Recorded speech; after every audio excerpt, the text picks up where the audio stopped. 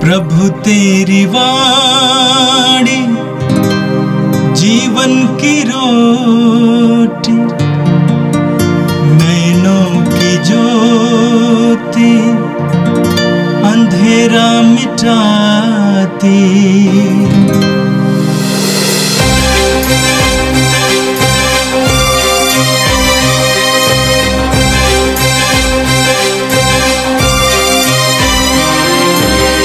प्रभु तेरी वाणी जीवन की रोटी, नैनों की ज्योति अंधेरा मिटाती। प्रभु तेरी वाणी जीवन की रोटी, नैनों की ज्योति अंधेरा मिटाती। वाणी वाणी वाणी वाणी वाणी पवित्र है, शाश्वत है, जीवन का मन्ना है। 25 अप्रैल शुक्रवार। पहला पाठ प्रेरित चरित्र अध्याय 4 वचन 1 से 12। कोई दूसरा नहीं है जिनके द्वारा मुक्ति मिल सकती है। पेत्रुस और यूहन्ना लोगों से बोल ही रहे थे कि याजक, मंदिर आरक्षी का नायक और सदूकी उनके पास आ धमके। वे क्रुद्ध थे क्योंकि प्रेरित जनता को शिक्षा दे रहे थे और यीशु का उदाहरण देकर मृतकों के पुनरुत्थान का प्रचार कर रहे थे। संध्या हो चली थी, इसीलिए उन्होंने उनको गिरफ्तार कर रात भर के लिए बंदी गृह में डाल दिया। फिर भी जिन्होंने उनका प्रवचन सुना था, उनमें से बहुतों ने विश्वास किया। पुरुषों की संख्या अब लगभग 5000 हो गई थी। दूसरे दिन यरूशलेम में शासकों, नेताओं और शास्त्रियों की सभा हुई। प्रधान याजक अन्नस, कैफस, यूहन्ना, सिकंदर और महायाजक वर्ग के सभी सदस्य वहां उपस्थित थे। वे पेत्रुस तथा यूहन्ना को बीच में खड़ा कर उनसे पूछने लगे, तुम लोगों ने किस सामर्थ्य से अथवा किसके नाम पर यह काम किया है? पेत्रुस ने पवित्र आत्मा से परिपूर्ण होकर उनसे कहा, जनता के शासकों और नेताओं, हमने एक लंगड़े मनुष्य का उपकार किया है और आज हमसे पूछताछ की जा रही है कि यह किस तरह भला चंगा हो गया है। आप लोग और इज़राइल की सारी प्रजा यह जान ले कि यीशु मसीह नाज़री के नाम के सामर्थ्य से ही यह मनुष्य भला चंगा होकर आप लोगों के सामने खड़ा है। आप लोगों ने उन्हें क्रूस पर चढ़ा दिया, किंतु ईश्वर ने उन्हें मृतकों में से जीवित किया। वह वही पत्थर है जिसे आप कारीगरों ने निकाल दिया था और जो कोने का पत्थर बन गया है। किसी दूसरे व्यक्ति द्वारा मुक्ति नहीं मिल सकती, क्योंकि समस्त संसार में यीशु नाम के सिवा मनुष्य को कोई दूसरा नाम नहीं दिया गया है जिसके द्वारा हमें मुक्ति मिल सकती है।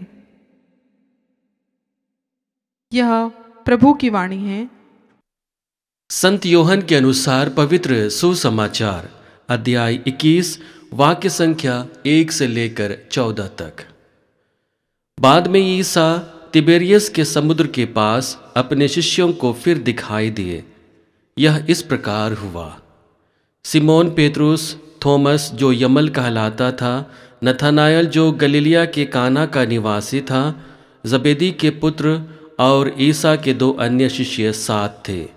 सिमोन पेत्रुस ने उनसे कहा, मैं मछली मारने जा रहा हूँ। वे उससे बोले, हम भी तुम्हारे साथ चलते हैं। वे चल पड़े और नाव पर सवार हुए, किंतु उस रात उन्हें कुछ नहीं मिला। सवेरा हो रहा था कि ईसा तट पर दिखाई दिए, किंतु शिष्य उन्हें नहीं पहचान सके। ईसा ने उनसे कहा, बच्चों, खाने को कुछ मिला? उन्होंने उत्तर दिया, जी नहीं। इस पर ईसा ने उनसे कहा, नाव की दाहिनी ओर जाल डाल दो और तुम्हें मिलेगा। उन्होंने जाल डाला और इतनी मछलियां फंस गई कि वे जाल नहीं निकाल सके। तब उस शिष्य ने, जिसे ईसा प्यार करते थे, पेतरुस से कहा, यह तो प्रभु ही है। जब पेतरुस ने सुना कि यह प्रभु है, तो वह अपना कपड़ा पहनकर, क्योंकि वह नंगा था, समुद्र में कूद पड़ा। दूसरे शिष्य मछलियों से भरा हुआ जाल खींचते हुए डोंगी पर आए। वे किनारे से केवल लगभग 200 हाथ दूर थे। उन्होंने तट पर उतरकर वहां कोयले की आग में रखी हुई मछली देखी और रोटी भी। ईसा ने उनसे कहा, तुमने अभी अभी जो मछलियां पकड़ी हैं, उनमें से कुछ ले आओ। सिमोन पेतरुस गया और जाल किनारे खींच लाया। उसमें 153 बड़ी बड़ी मछलियां थीं और इतनी मछलियां होने पर भी जाल नहीं फटा था। ईसा उनसे कहा, आओ जलपान कर लो। शिष्यों में किसी को भी ईसा से यह पूछने का साहस नहीं हुआ कि आप कौन हैं। वे जानते थे कि वह प्रभु हैं। ईसा अब पास आए। उन्होंने रोटी लेकर उन्हें दी और इसी तरह मछली भी। इस प्रकार ईसा मृतकों में से जी उठने के बाद तीसरी बार अपने शिष्यों के सामने प्रकट हुए।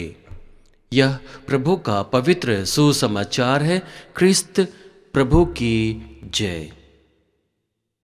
यीशु में मेरे प्रिय भाई और बहनों, आज का पहला पाठ प्रेरित चरित्र से लिया गया है, जहां पर हम लोग एक बार पुनः पेतरुस और यूहन्ना के साक्ष्य के विषय में सुनते हैं।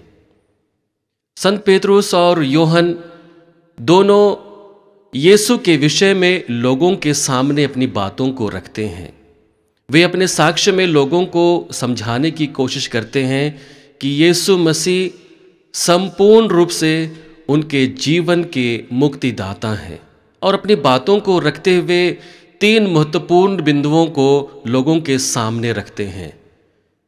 वे कहना चाहते हैं कि यीशु मसीह और यीशु के नाम में शक्ति है, चंगाई है और मुक्ति का संदेश है। और इन तीनों बिंदुओं पर केंद्रित होकर के आज के पहले पाठ पर हम मनन चिंतन करने की कोशिश करेंगे कि किस प्रकार से यीशु के नाम में शक्ति है, चंगाई है और मुक्ति का संदेश है। सबसे पहली बात है, यीशु के नाम में मुक्ति है। हम आज के पहले पाठ के वाक्यांश 12 में पढ़ते हैं, जहां पर वचन कहता है, किसी दूसरे व्यक्ति द्वारा मुक्ति नहीं मिल सकती, क्योंकि समस्त संसार में ईसा नाम के सिवा मनुष्य को कोई दूसरा नाम नहीं दिया गया है जिसके द्वारा हमें मुक्ति मिल सकती है। यहां पर पेतरुस स्पष्ट शब्दों में कहता है कि केवल ईसा मसीह के नाम पर ही मुक्ति संभव है। ईसा मसीह एक ऐतिहासिक नाम नहीं है, यह ईश्वर के द्वारा दिया हुआ ऐसा नाम है जो पूरे मानव जाति के मुक्ति योजना को अपने में समाहित करता है, और उसी के द्वारा पूरे मानव जाति को मुक्ति संभव है। हम यूहन्ना के सुसमाचार अध्याय 14 वाक्य संख्या 6 में पढ़ते हैं, जहां पर प्रभु अपने आप के विषय में कहते हैं, मैं मार्ग, सत्य और जीवन हूँ। हम लोग वचन में पढ़ते हैं, मार्ग, सत्य और जीवन मैं हूँ, मुझसे होकर गए बिना कोई पिता के पास नहीं आ सकता। यीशु कहते हैं, मुझसे होकर गए बिना कोई पिता के पास नहीं आ सकता। पिता के पास पहुंचने का एकमात्र साधन है, और वह कोई और नहीं, यीशु मसीह है। और इसलिए यीशु कहते हैं कि मार्ग, सत्य और जीवन हूं। यीशु ही मार्ग है, यीशु ही सत्य है और यीशु ही जीवन है। हर एक विश्वासी ईश्वर के पास यीशु के द्वारा ही पहुंचता है, और इसलिए यह कहना उचित ही होगा कि हमारे मुक्ति का रहस्य यीशु में निहित है, यीशु में छुपा हुआ है। हम रोमियों के नाम संत पौलुस के पत्र अध्याय 10 वाक्य संख्या 13 में पढ़ते हैं, जहाँ पर वचन कहता है, क्योंकि जो प्रभु के नाम की दुहाई देगा उसे मुक्ति प्राप्त होगी। संत पौलुस कहते हैं कि जो प्रभु के नाम की दुहाई देगा उसे मुक्ति प्राप्त होगी। यहाँ पर संत पौलुस बताने की कोशिश करता है कि तुम्हारे विश्वासी जीवन में, तुम्हारे क्रिस्तीय जीवन में मुक्ति केवल एक ही तरह से संभव है, वह मसीह के नाम पर संभव है। दूसरा महत्वपूर्ण बात है, पवित्र आत्मा हमें साक्ष्य देने के लिए तैयार करता है। हम देखते हैं पेंतेकोस्त के बाद जैसे ही शिष्य लोगों के सामने अपने साक्ष्य को रखते हैं, वचन क्या कहता है? संत पेतरुस पवित्र आत्मा से परिपूर्ण होकर कहा। इसका तात्पर्य क्या है कि पवित्र आत्मा हमारा वह सहायक है जो हमें निश्चित करने के लिए कि क्या बोलना है, कैसा बोलना है, हमें तैयार करता है। और पवित्र आत्मा के द्वारा ही हम अपनी गवाही, अपना बयान और अपना साक्ष्य लोगों के सामने रखने में समर्थ हो जाते हैं। इसका तात्पर्य क्या है कि जैसे ही हम अपने जीवन में पवित्र आत्मा को आने के लिए स्थान देते हैं, हमारा जीवन बदल जाता है, हमारा जीवन आत्मामय हो जाता है और उसी के प्रभाव को हम अपने जीवन में देखते हैं और दूसरे लोगों को भी उसी प्रभाव को महसूस कराते हैं। हम प्रेरित चरित अध्याय 1 वाक्य संख्या 8 में पढ़ते हैं, जहाँ पर वचन कहता है, किंतु पवित्र आत्मा तुम लोगों पर उतरेगा और तुम्हें सामर्थ्य प्रदान करेगा और तुम लोग यरूशलेम, सारी यहूदिया और समारिया में पृथ्वी के अंतिम छोर तक मेरे साक्षी होगे। यह पवित्र आत्मा का कार्य है कि हम अपने जीवन में मसीह के विषय में साक्ष्य देते हैं और उसी के बारे में प्रभु कहते हैं कि जब मैं अपने पिता के पास जाऊंगा तो तुम्हारे लिए एक उत्तराधिकारी भेजूंगा, तुम्हारे लिए एक सहायक भेजूंगा जो तुम्हें सहायता प्रदान करेगा, जो तुम्हारा मार्गदर्शक होगा। तीसरा महत्वपूर्ण बात है, क्रूसित और पुनर्जीवित मसीह हमारे आशा का केंद्र है।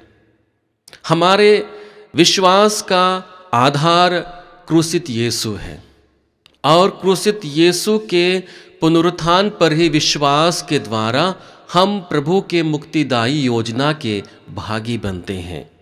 हम नबी ईसायास के ग्रंथ अध्याय 28 वाक्य संख्या 16 में पढ़ते हैं, जहाँ पर वचन कहता है, देखो मैं सियोन में सुदृढ़ नींव के रूप में कसौटी पर कसे हुए बहुमूल्य कोने का पत्थर रखा है, वह कभी निराश नहीं होगा।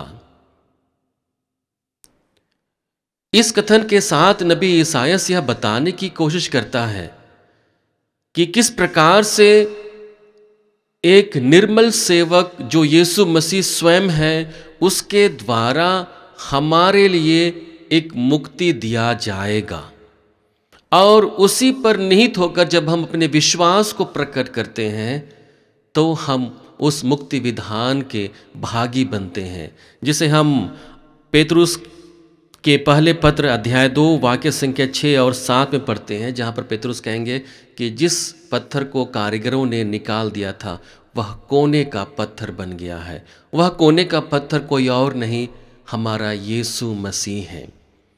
यीशु में मेरे प्रिय भाई और बहनों, यीशु के नाम में शक्ति है, मुक्ति है और चंगाई है और उसी को यहाँ आज के पहले पाठ में शिष्यों ने साक्ष्य के रूप में लोगों के सामने प्रकट किया। अब हमें ज़रूरत है अपने जीवन में आत्मा का अभिषेक प्राप्त करें और उस अभिषेक के द्वारा हम प्रभु के नाम में जो शक्ति है, जो सामर्थ्य है, जो कृपा है, जो मुक्ति है और अन्य योजना है, उसे समझने में समर्थ हो पाएंगे। आज के सुसमाचार में हम देखते हैं कि प्रभु यीशु पुनः अपने प्रेरितों को तीसरी बार दर्शन देते हैं और इस दर्शन के बाद उन्हें बताते हैं उनके लिए भोजन का प्रबंध करते हैं और उस प्रबंध के द्वारा उन्हें प्रेरित कार्य के लिए तैयार करते हैं। सबसे महत्वपूर्ण बात आज के सुसमाचार के द्वारा मिलती है, वह यह है प्रभु हर असफलता के बाद हमारी प्रतीक्षा करते हैं। हम वचन संख्या 3 और 4 में पढ़ते हैं, जहाँ पर वचन कहता है, सिमोन पेतरुस 2 अन्य शिष्यों के साथ थे। सिमोन पेतरुस ने उनसे कहा, मैं मछली मारने जा रहा हूँ। वे उससे बोले, हम भी तुम्हारे साथ चलते हैं। वे चल पड़े और नाव पर सवार हुए, किंतु उस रात उन्हें कुछ नहीं मिला। वचन क्या कहता है? वे सारी रात मेहनत किए लेकिन उनको सफलता नहीं मिली, केवल असफलता ही उनके हाथ लगी। और सुबह सुबह तट पर प्रभु उनकी प्रतीक्षा करते हैं। और यही बात हर एक ख्रिस्तीय विश्वासी के जीवन में प्रकट होता है कि प्रभु की बुलाहट को जब एक ख्रिस्तीय अपने जीवन में बिताने की कोशिश करता है, जब उसके हाथ असफलता लगती है, प्रभु उसकी प्रतीक्षा करते हैं। उसकी सहायता के लिए, उसके मार्गदर्शन के लिए हमें ज़रूरत होती है कि हम प्रभु को पहचानें। हम प्रभु की ओर अग्रसर होकर जो चुनौतियों का सामना किए हैं, उस चुनौती के द्वारा सामर्थ्य अपने जीवन में प्रकट होने दें। प्रभु का सामर्थ्य हमें अलग दिशा प्रदान करेगा और हमें आगे लेकर जाएगा।